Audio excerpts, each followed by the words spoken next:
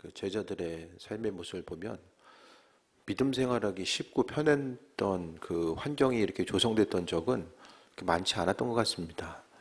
예수님 당시나 그 후에나 또 교회 역사 가운데 보게 되면 끊임없이 믿음을 지키기 위해서 마음의 중심을 두었던 이들이 있고, 또 한편에 있어서는 그 가진 믿음을 빼앗기 위해서 또 여러 가지 이제 그 이단과 또 본질이 아닌 것들이 앞으로 나와서 또 신앙인들을 괴롭히는 경우들을 많이 보게 되는데, 이제 점점 더 우리가 믿음으로 삶을 살아가는 것, 이 시대 가운데서 신앙인으로서 믿음을 지키고 살아가는 것이 우리가 생각하는 것보다 훨씬 더 많은 또 의지와 노력과 또 결단을 요구하는 일임을 또 보게 됩니다.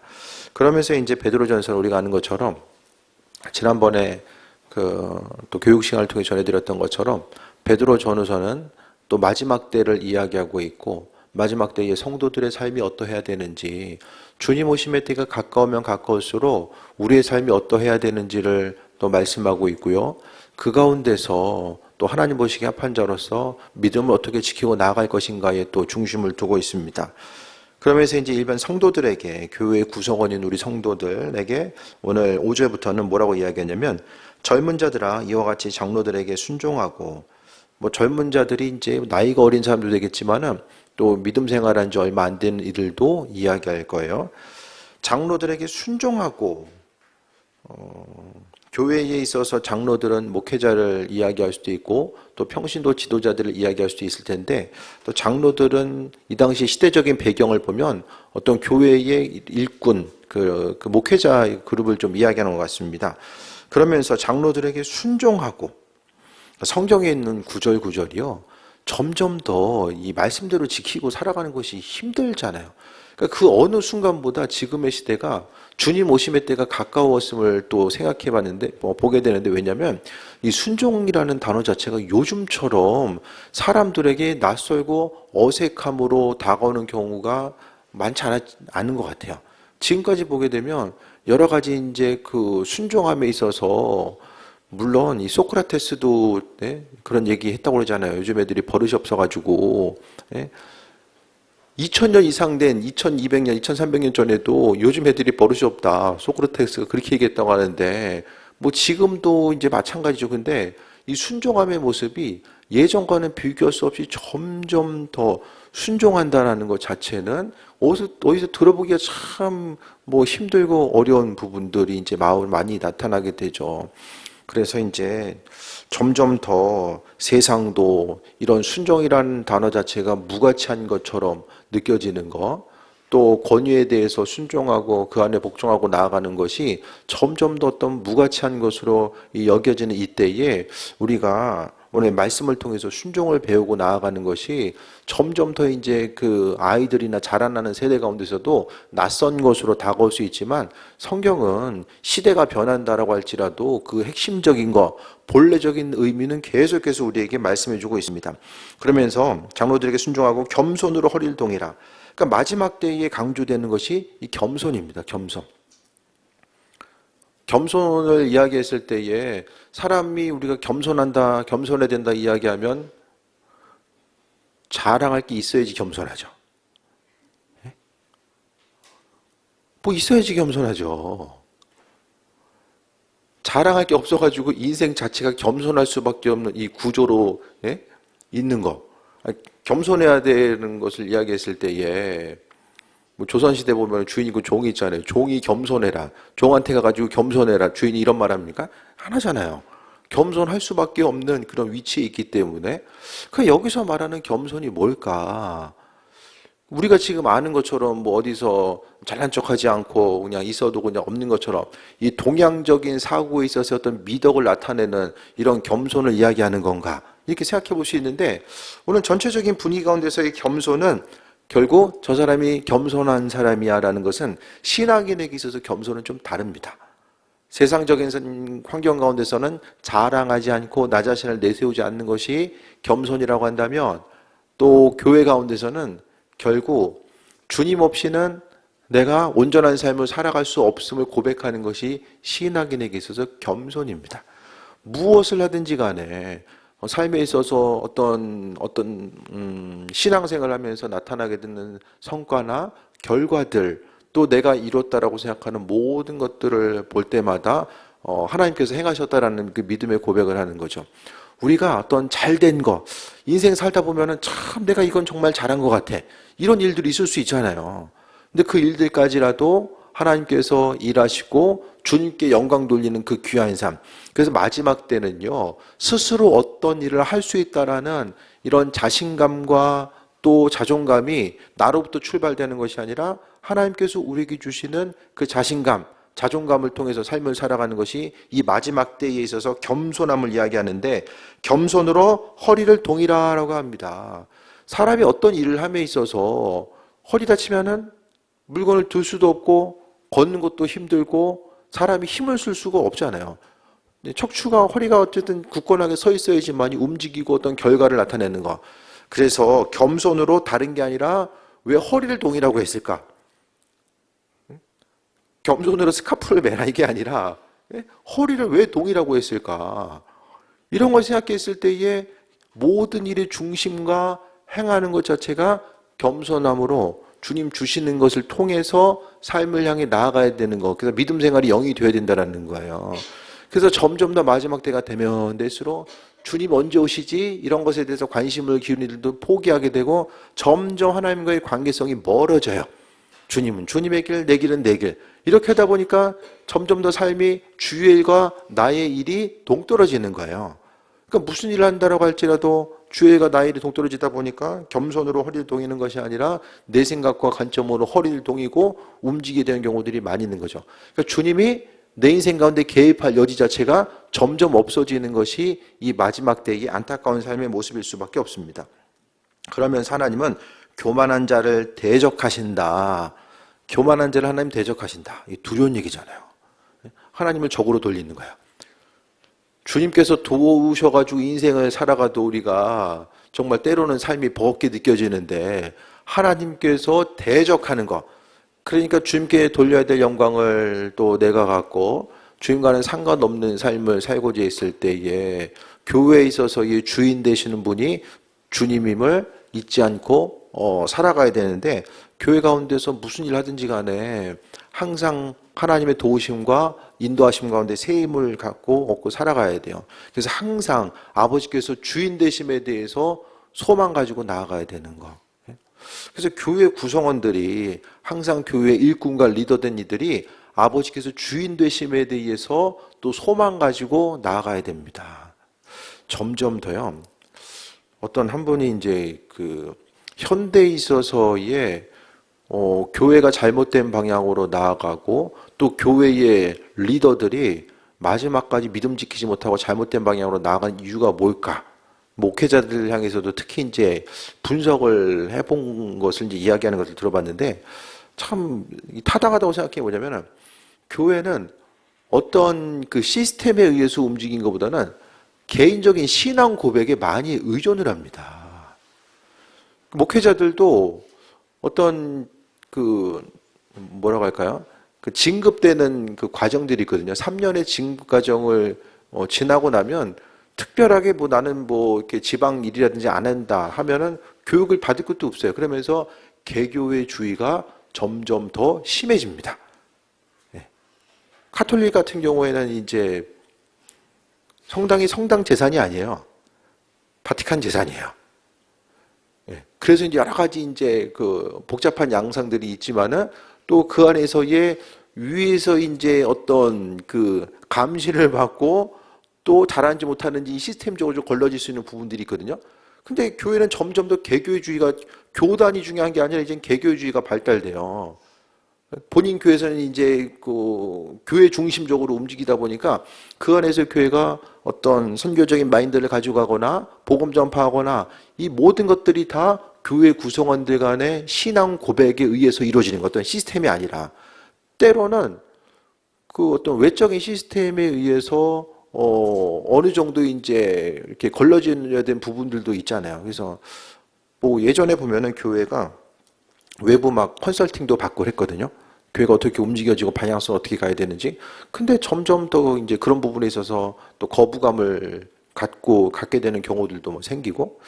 그러니까 뭘 얘기하냐면은 교회 공동체는 그만큼 이 시대 가운데서 스스로 믿음 지키고 나아가는 것이 힘들고, 개개인이, 그러니까 내가 가지고 있는 그 믿음도 마찬가지거든요. 그러니까 지금 이 시대에 교회가 필요한 것은 내가 내 믿음 지키고 나아가는 것이 정말 힘들어요. 스스로 혼자서 알아서 믿음 지키는 게 힘들다니까요. 그러니까 서로 모여서 좀 믿음도 독려하고 앞으로 나아갈 수 있는 그 공동체가 그래서 이제 중요합니다. 그래서 교만하게 되면은 교회의 주인 되시는 분이 예수님이라는 것을 잊어버리게 되고, 또 교회의 주인들이 많아져요. 그렇게 하다 보면은 주님이 아니라 주인들이 많아지면 목소리도 커지게 되고, 교회는 이제 분열할 수밖에 없는 거예요. 그것이 바로 이제 그런 사람에게서 주님은 대적하는 거다라고 말씀하고 있고, 하지만 겸손한 이들, 주님 하루하루 살아가는 것이 하나님의 은혜이고 주의 은혜 가운데 여기까지 왔습니다. 날마다 하나님 은혜에 대해서 감사하고 또 나아가는 사람들이 겸손한 사람이고, 그 한 사람 한 사람에게 주님은 은혜를 주신다는 거예요. 6절에 또 볼까요? 그러므로 하나님이 능하신 손 아래서 겸손하라. 때가 되면 너희를 높이시리라. 겸손하라는 얘기는 계속해요. 겸손하다라는 것을 또 한 번 얘기하면은 주님을 의지하는 것. 내가 하루하루 살아가는 것 자체가 하나님의 도우심 가운데 살아가고 있음에 대해서 또 고백하는 것이 겸손함의 모습이고요. 겸손하지 못한 사람들은 뭘 합니까? 스스로 주님과는 상관없이 어떤 나만이 할 수 있는 것을 가지고 계속해서 시도하거든요. 그러니까 이게 주님과는 상관없는 일인 거예요. 그렇게 됐을 때에 어떤 결과에 대해서 좋은 결과를 얻고 나아가는 것이 신앙인에게는 어려움으로 다가옵니다. 그래서 겸손하라. 때가 되면 널 높이시리라. 근데 우리의 질문은 그때는 언제인가? 겸손하라. 바로 높여주시리라. 예? 바로 높이신다라면 하면 참 좋은데, 여기다가 때가 되면, 참 이게, 심지어는 그 때에 대해서 뭐라고 이야기합니까? 주님의 때와 시간은 우리가 다르다. 예? 어떻게 다른지 좀 참, 예? 달라가지고 이렇게 빨리, 벌써 이렇게 이루셨나? 이거보다는 주님 이거 언제까지 기다려야 되나요? 뭐, 요렇게. 하지만은 때가 되면, 근데 우리의 가장 적절한 때는 항상 지금이잖아요. 기도하는 것들의 가장 좋은 때는 지금이야. 내일도 아니야. 지금. 근데 주님께서는 그게 아니다라고 말씀하고 있죠. 그러니까 우리가 기도하면서도 정말 이렇게 영성이 좀 더 충만해야 되는데, 아버지의 생각과 내 생각이 좀 비슷하거나 뭔가 좀 일치를 향해서 나아가야 되는데, 주님 생각하고 내 생각하고 이제 많이 다르니까 어떻게 됩니까? 언제까지 기다립니까? 또 뭘 더 해야 됩니까? 기도하면서도 막 이렇게 짜증이 날 때가 있잖아요. 없으시구나. 때가 되면, 정말 이게 때를 따라 아름답게 하신다라고 말씀하고 있는데, 이왕이면은 좀 쓰임 받을 수 있을 때, 그때가 그냥 내일 인생 마무리하는데 오늘 때가 되면 안 되잖아요. 근데 하지만 하나님께서 적당한 때, 그러니까 우리가 생각해 보기에 그냥 단순하게 생각했을 때에, 기도 제목 다 응답됐을 때에, 그렇게 되면 우리가 정말 믿음 유지할 수 있을까? 기도하는 대로 응답됐으면, 우리가 기도한 거 한 반 정도라도 바로바로 응답됐으면, 그것도 참 생각해 볼 여지가 있어요. 그렇죠? 그러면서 8절 봅니다. 첫 번째는 겸손함에 대해서 마지막 때 이야기하고 있고요. 그 다음에 7절 보면은 너희 염려를 다 주께 맡기라. 이는 그가 너희를 돌보심이라. 마지막 때가 되면 될수록 사람들이 근심 걱정과 염려가 많아지나 봐요. 여러분 어떠십니까? 근심 걱정거리가 많아지세요? 아니면 줄어드세요? 아니 그대로 가요?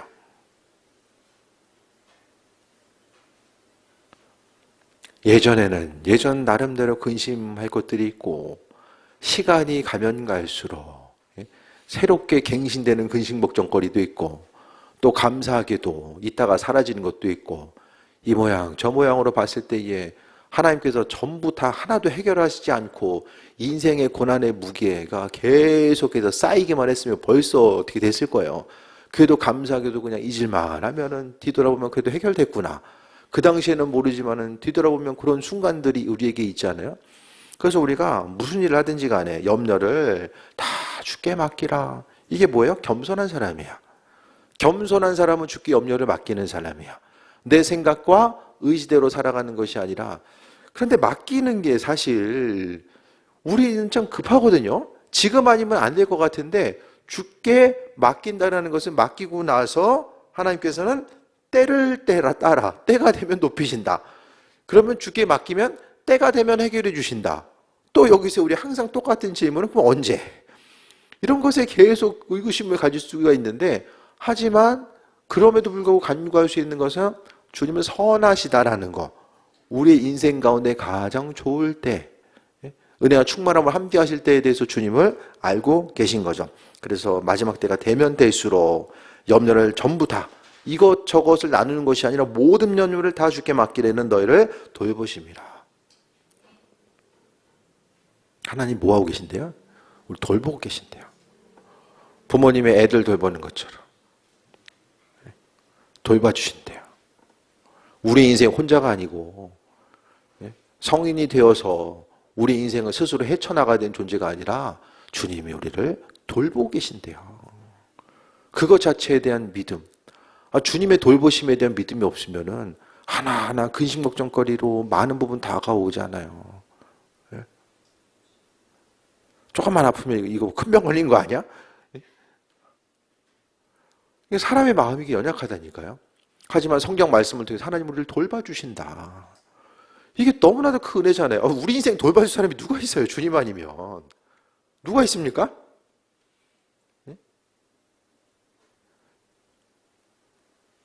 그러면서 8절에 근신하라 깨어라. 너의 대적 마귀가 우는 사자같이 두루다니며 삼킬 자를 찾나니. 이게 영적인 의미 가운데 사단일 수도 있고 또 하나는 이단의 무리인 거예요. 이단의 무리들이 우는 사자처럼 삼킬 자를 찾아다닌다. 그러니까 하나님 주신 온전한 지혜가 없으면 이 세상 가운데 마음과 생각이 흔들리게 되고 또 사단은 계속해서 믿는 사람으로 하여금 겸손하지 못하고 교만하게 하고 주님 없이도 삶을 살아갈 수 있다라고 생각하게 하고 또 생명과 본질이 바로 예수님 되심을 잊어버리게 하는 것이 이제 사단의 역할인 거죠.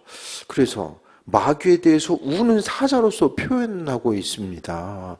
상당히 이제 리얼한 표현이거든요. 우는 사자같이 찾아다닌다.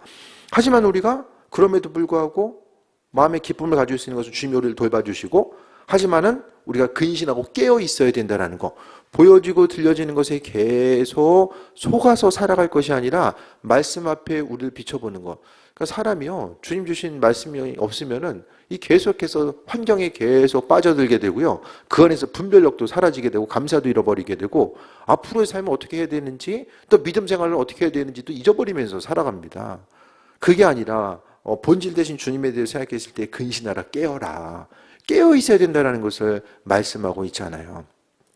깨어 있다라는 것은 시대를 분별하는 것이고 또 내가 주님 앞에 어떤 존재인지를 분명히 겸손함으로 고백해야 되고 또 주님의 도우심 가운데 우리가 하루하루를 살아가고 해야 됨을 또 인식하며 나아가는 것을 말씀하고 있습니다. 근신하고 깨어 있어야 되는 것. 계속해서 근신하고 깨어 있기 위해서는 안테나를 세우고 하나님의 말씀이 무엇인지 딱 하다가 이제 잘못된 길로 나오면, 요즘에는 내비게이션이 잘 돼 있어가지고 뭐 길 못 찾아가는 일 별로 없잖아요. 그래도 감사해요. 저는 운전 딱 시작할 때 좀 내비게이션이 생겨가지고 그 음성 따라 잘 움직이고 가면은 엉뚱한 길로, 뭐 때로는 그럴 때도 있지만은, 그러니까 우리가 주님의 음성 듣고 나아가야 되는 이유 자체가 무엇입니까? 이게 근신하고 깨어 있는 거예요. 아버지께서 허락하신 은혜와 음성이 없으면 우리가 온전한 방향으로 나아갈 수 없습니다. 그러니까 믿지 않는 사람들의 삶의 방식하고 믿는 사람들의 삶의 방식이 달라요. 그럼에도 불구하고 우리가 믿지 않은 사람들이 이렇게 하면 행복해진다더라, 이렇게 하면 인생 성공한다더라, 거기 계속 집중하면 물론 그 안에서 얻을 수 있는 세상적인 지혜도 필요해요. 그런데 하나님이 근본적으로 우리를 세우시고 만들어 가시고 살리시는 그 근본적인 공식과 방법은 다르다는 거예요. 그래서 무엇을 하든지 간에 세상적인 방식은 끊임없이 나를 향해서 가져오고 내가 쌓아놓는 거잖아요. 근데 하나님의 방식은 우리를 통해서 흘려보내는 거예요. 그래서 주님은 그 흘려보낸 한 사람 한 사람을 귀하게 여기시고 부유하다라고 여기시고, 하나님의 우리를 향한 판단과 평가는 세상과는 다르다는 거예요. 그 세상의 기준 건데, 이 지혜가 없으면, 주님의 말씀에 대한 시야가 없으면 어떻게 됩니까? 세상에서 내가 제일 힘든 것 같아. 그런 생각 안 해보세요? 내가 제일 힘들고, 지난 날을 돌아봤을 때 이게 지난 날도 힘들었는데 지금도 힘들고 앞으로도 힘들 것 같고, 이 세상적인 기준 가운데 끊임없이 보면 후회와 아쉬움만 있는 거. 삶의 모습이, 주님도 말씀하시잖아요. 세상에서의 기쁨이요, 어떤 환경과 물리적인 것들이 잘 풀려서 주님이 기쁨과 소망함을 누리라는 것이 아니에요. 그 안에서 물론 누릴 수 있는 부분도 있지만, 궁극적인 것은 주님과의 관계성 가운데 어려움이 있지만은 누릴 수 있는 기쁨과 소망감의 모습 자체를 이야기합니다. 세상에서 아무리 즐거운 시간들이 있어도요, 금방 지나가잖아요. 놀면 시간 더 빨리 가잖아요. 금방 쑥 지나가잖아요. 시간은 너무나도 빠르게 지나가는데, 아버지와의 관계성 가운데서 우리가 근신하고 깨어있는 거, 겸손하는 거, 믿음 생활을 어떻게 해야 되지? 맡은 바 사명은 뭘까? 그 일들을 어떻게 지혜롭게 끝까지 승리하며 나아갈 수 있을까? 이런 부분에 대해 생각했을 때에 하나님 말씀 앞에 계속해서 관심을 기울이고 그 은혜 가운데 인도하심 받는 삶을 살지 못하면 또 넘어질 수밖에 없습니다. 9절 봅니다. 너희는, 마지막으로 믿음을 굳건히 하여 그를 대적하라 라고 합니다. 사단이 주는 것은 주님 없이도 우리가 할 수 있다라는 거. 그걸 처음에 시도했던 게 하와를 통해서, 너 주님 없어도 얼마든지, 하나님 없어도 잘 먹고 잘 살 수 있어. 그게 선악과의 핵심이거든요. 우리에게도 사단은 끊임없이 주님과는 상관없는 쪽으로 우리를 이끌고자 하는 모습을 보여요. 하지만 믿음을 굳건히 해야 됩니다.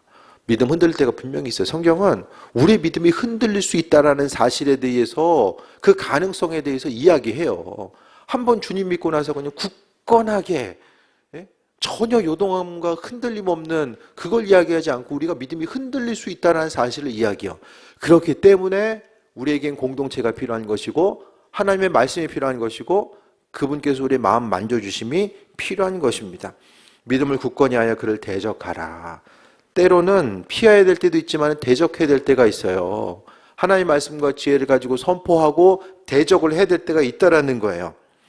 이는 세상에 있는 너희 형제들도 동일한 고난을 당하는 줄 압니다. 믿는 것 때문에 오늘 베드로서의 이제 수신자들이 믿음 지키기 위해서 여러 가지 고난과 어려움을 당하고, 이단들 또 심각한 이 박해 앞에서 놓여져 있을 때에 믿음을 지키고 나아가는 것. 그래서 이 마지막 때에 겸손하고 또 염려를 주님께 맡기고 근신하고 깨어있으며 믿음을 굳건히 하라라고 합니다. 우리가 해야 될 것은 믿음을 굳건히 하는 거. 어떻게 할 수 있습니까? 나 자신의 믿음의 연약함을 인정하고 주님이 주인 되셔서 내 삶을 다스리시고 또 통치하심에 대해서 내어드리고 그 은혜 가운데 온전한 삶을 살고자 했을 때에 그것을 통해서 마지막 때 믿음 지키면서 삶을 살아갈 수 있게 됩니다. 그래서 점점 더 시간이 가면 갈수록 우리도 대략 보면은 이제 한 40년 정도면은 대충 연령대들이 이제 다들 그냥 천국에서 동창회하고 있을 것 같아요. 40년 정도면 아주 길게 봐야. 사람들이 모르잖아요. 먼저 가실 분이 계시고 다들 보면 누가 먼저 갈지는 모르지만은 시간이 이렇게 빨리 지나가는 이 환경 가운데서 무엇보다도 믿음 지키고 세상의 소리에 너무 중심되다 보면 자꾸 쫓깁니다. 눈에 보이는 것을 쫓길 수밖에 없어요. 오늘 말씀을 통해서 어떻게 하면 믿음을 굳건히 할 수 있을까?